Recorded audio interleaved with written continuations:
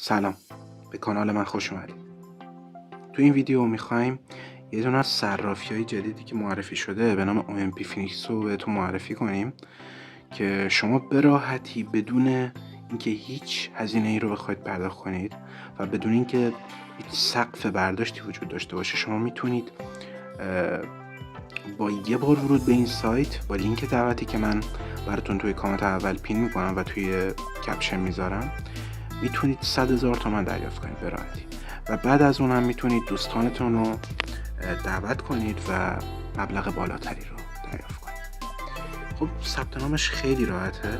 شما وقتی که با لینکی که من گذاشتم ورود کنید اینجا ایمیل و رمز عبور و این چیزا رو نوشته شده که شما حالا ایمیل دلخواهتون رو وارد میکنید، رمز عبور رو تعیین میکنید برای خودتون و این کد معرف بعد اینجا باشه. میرید مراحل بعدی.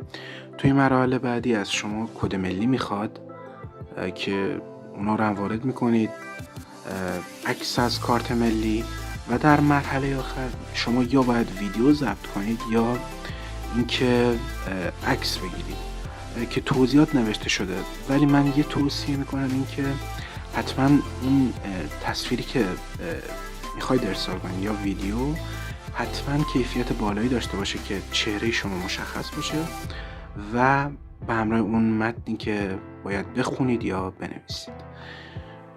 خب تا ویدیوهای بعدی و معرفی صرافی‌های دیگه شما رو به خدا میسپارم و خدا نگهدار.